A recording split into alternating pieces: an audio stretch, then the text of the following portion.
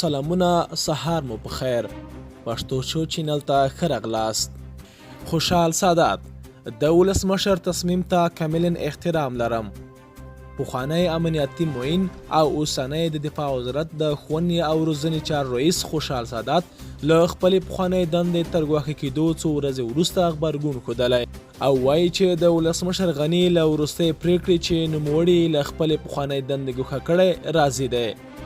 د ویل د دې خاورې د یو عسکر په توګه د جمهور رئیس او د وسلوال ځواکونو د عالي سرقمندان وروستی تصمیم ته کاملا احترام لرم. هیله لرم چې د افغانستان د خلکو د قناعت وړ ګرځېدلې وي. ښه شوه چې ولسمشر او خوشحال سادات په خپلو کې سره راضي کړي دي. ګنې دې پیښې ته ځینو ناشعوري اشخاصو په شعوري توګه تر حد زیات هوا ورکوله.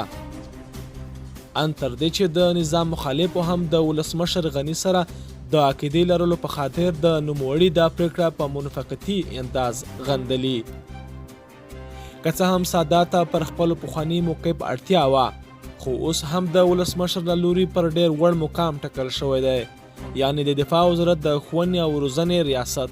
دلته به انشاءالله رئیس خوشحال سادات د ځان په څیر بیخي ډېر ساداتیان ته وروزي.